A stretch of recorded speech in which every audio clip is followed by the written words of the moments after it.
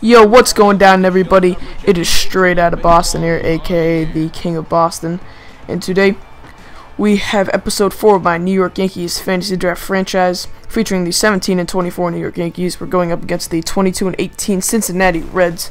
Today, we will have Matt Moore pitching.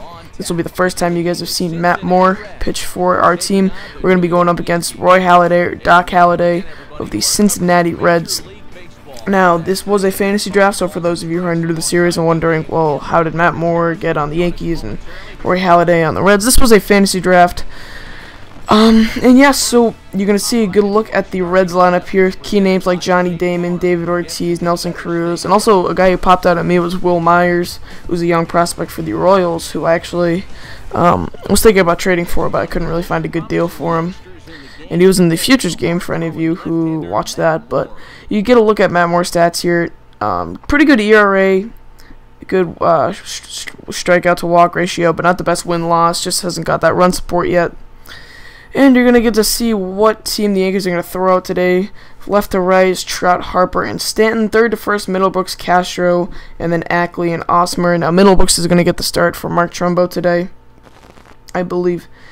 Just giving Trumbo a day off, you know. Wanted to throw Middlebrooks in there. I thought it would be cool for you guys to see Will Middlebrooks, but you're going to see after, and we're going to pick this up in the top of the second inning.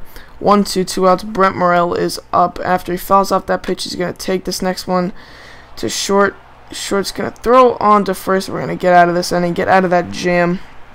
It was really the first jam we were in all game. You see, and after they had 2 hits that inning. But Johnny Damon's going to come up with 1 out in the third. He's going to crush this one to deep right field. And Stanton cannot do anything about that one. Johnny Damon hits a solo home run. And if you guys had not noticed and you guys thought, something looks a little bit different today, it is actually because we are playing in the old Yankee Stadium, which I thought would be cool to switch things up because I know I've shown a couple Yankee Stadium gameplays the last couple days, last couple episodes. So I wanted to show you guys some old Yankee Stadium gameplay, which I thought would be kind of interesting. And I actually just remembered Mark Trumbo was actually playing this game. He was playing DH instead of Yoenis Cespedes, who had struggles, who, as I said before, struggled a lot this year. So we were giving him a day off and putting Trumbo in there, and then sticking Middlebrooks at third for a better defensive play. And you're going to see Middlebrooks comes up here in the bottom of the third, and he's going to respond with a solo home run of his own to deep left center field. Middlebrooks, it seems like I always do well with this guy when I play with him. Maybe it's because I like him so much in real life, or I love that batting stance. That's Neil Walker's batting stance, for anyone wondering. It's so good. It's the one Operation Sports uses for him. It's the one I decided to throw on him with this roster, which is one of the Operation Sports rosters, in case you guys were wondering. But anyway, that is besides the point. So Will Middlebrooks hitting that solo home run left center field. It's been huge for the Red Sox in real life, and it's been pretty big off the bench in my Yankees fantasy draft franchise. He only has a B potential, which is not the best, but still, if his stats, I mean, I wouldn't mind starting him any game if he was a C like he is right now. But you're gonna see Moore again is gonna stay out of trouble in the fourth. He really settled down after that solo home run to Damon. Kind of came into his own, really showed why that ERA was where it was at. And as really did both pitchers, this game is going to end up being a pretty nice pitcher's duel.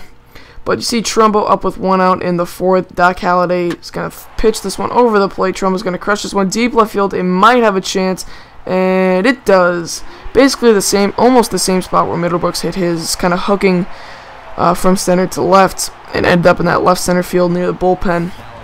So Roy Halladay allows his second solo home run of the game, and that's going to put the Yankees on top 2-1.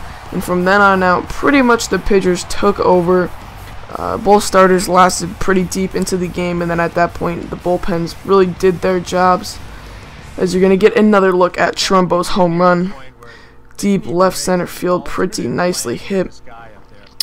And that ball is gone. And I'm going to post the next Manny Being Manny episode in a couple of days. You guys are going to like this episode, I think. It's pretty funny.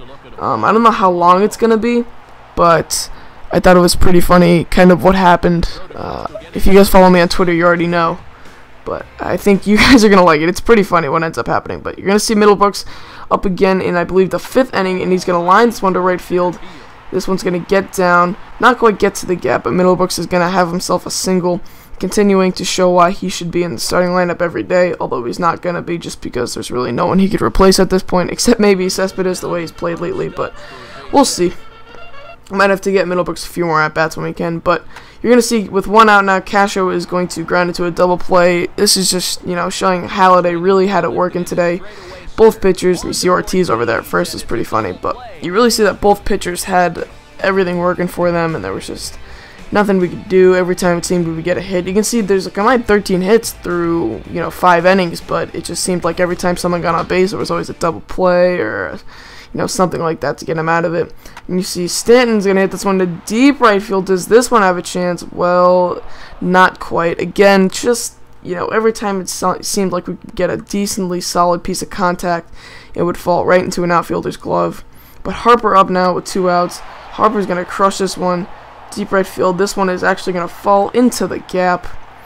One hop off the wall. Harper showing that hustle, showing that speed. He's going to get into third with a diving triple with 2 outs. Pretty dangerous going to third with 2 outs, but we took the risk and it paid off. Halladay getting a little frustrated there.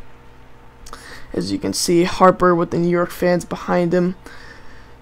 And Joe Girardi very satisfied with his nice young player. But Trumbo's up next. 2 outs, and he's just going to ground this one to third. Nothing we could do about that. Just a good pitch, tough spots, and maybe we could have let that one go, but oh well. So you see at the end of 6, we are still up 2-1, still a pitcher's duel. And you're gonna see a summary of the game after the first 6 innings. Damon with that solo homer, Middlebrooks with the solo homer and 2 hits, and then Matt Moore pitching phenomenal so far.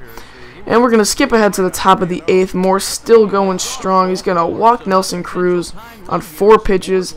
And at that point, we decided that was enough from our young arm. We didn't want to burn him out. Didn't want to risk an injury. So Girardi is going to come out in just about a second and pull the lefty. Bring in our 8th inning man, Aaron Crow, who would take over to face, I believe, Will Myers, the young Kansas City Royals prospect I was talking about earlier. Moore leaves the game after going 7 2/3, allowing just 1 run. Pretty good start for him. I would take that any day from anybody. This doesn't look like Will Myers. It might be Jonathan Lucroy. But either way, Crow's going to get him to ground to second. And Vizquel, who would come in as a defensive replacement at this point, is going to flip to Castro at second. And that is going to retire the side. And Chapman's going to come in the 9th. Now facing Will Myers with no one on, no one out. And he's going to ground to Middlebrooks at third, retire the first man of the inning. Now the next batter would reach on, I believe, a 1-out single. But,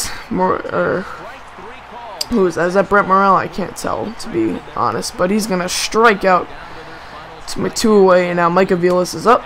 And he also goes down on that slider running into the righty. That's pretty much going to wrap up this game. We win 2-1, come out on top. Pick up our 18th win of the year. Big win for us. Hopefully we can build some momentum going into the start of June. This was the first interleague series of the year, if you guys were wondering. I believe, 3rd weekend or 4th weekend of May. So we win this game, and that's pretty much going to wrap it up for me, guys. I'm going to leave it with the highlights and the box score. So thank you guys for watching. Please thumbs up this video if you enjoyed, and subscribe if you want to see more MLB 12 The Show videos like this, as well as NCAA 13 and Minecraft. That's pretty much it, so thank you guys for watching, and as always, I'm out. Peace. Player of the game. Went above and beyond in this one. He's our top player of the game. Well, Matt, he started to wear down there a bit at the end, but still 7 2/3 good innings out of him. He was the difference in this one. From the Bronx.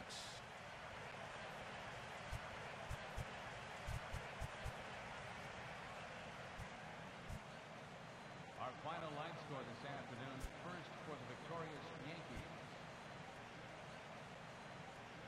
Our final line